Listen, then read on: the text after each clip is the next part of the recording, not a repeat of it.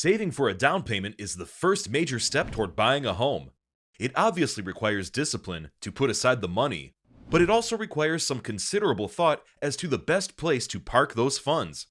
Whether to use a bank, an online bank, or the stock market to stash those tens of thousands of down payment dollars depends on your timeline for becoming a homeowner. How much you'll need to save. When granting a mortgage, a bank or other lender requires a down payment to help reduce its risk in financing the remaining cost of the home. Banks prefer borrowers who can pony up at least a fifth of a home's purchase price. They typically won't lend you more than 80% of a residence's appraised value. If you have excellent credit or qualify for certain loan programs, you may be able to secure a loan with less than 20% down, or even with no down payment at all. Keep in mind, though, that the programs that offer such generous terms usually require the borrower to pay private mortgage insurance, PMI, at an additional monthly cost. Conversely, if you're deemed to be a high-risk borrower because of your credit history or other factors, the bank may seek a higher percentage of the home's value as a down payment before they'll grant the mortgage. Of course, you're free to opt for a down payment of more than 20% of the home's value if you have the money available. The bigger the down payment, after all, the smaller the mortgage and the less onerous its monthly payments. To calculate the numbers involved, you can use a loan amortization schedule. Best places to keep your down payment. The money for a down payment needs to be accessible easily and quickly, which all but rules out options like a long-term certificate of deposit, CD. It also should be in a form you can easily add to, from your paycheck, for example. Ideally, the funds should earn a return while also remaining stable enough in value that they'll be sufficient to meet the down payment when the time comes.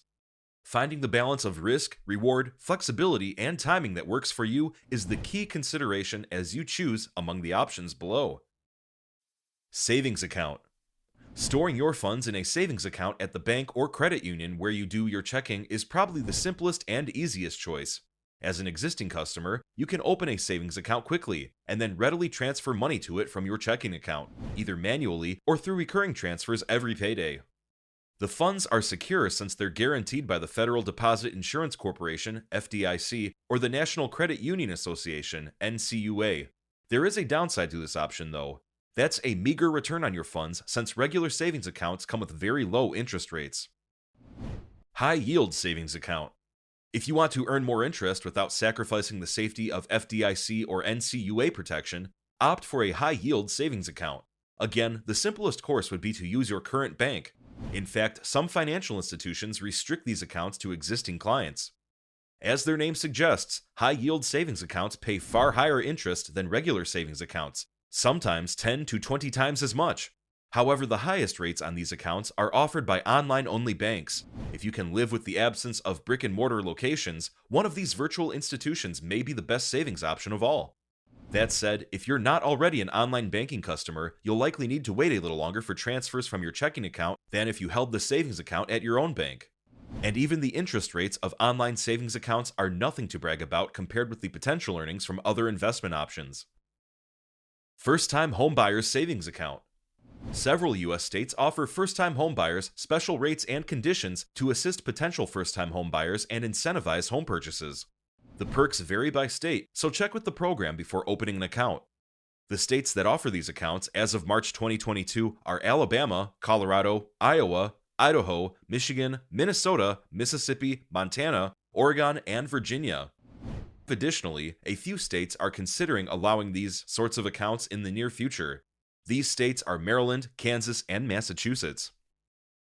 Brokerage account.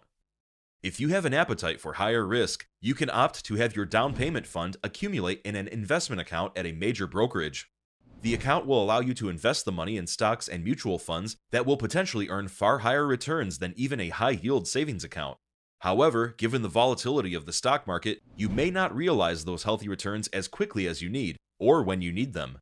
So equity brokerage accounts, then, are best reserved for those whose timeline to buy a home is flexible and can afford to wait out any fluctuations in the market. As a rule, the stock market generally recovers from downturns over time, and funds held in stocks achieve healthier earnings in the long run. Given that you'll likely need tens of thousands of dollars for a down payment, it's wise to carefully research where best to hold that money and choose the option that aligns with your needs and priorities. If you want convenience above all else, you'll do perfectly well with a savings account at the brick-and-mortar bank you may already use. If you want a little more return and don't mind waiting on transfers between banks, you can look to an online bank and earn more interest. If you can handle the risk, investment accounts offer the best returns, but they present the highest risk that the value of your down payment fund might drop just at the point when you need the money.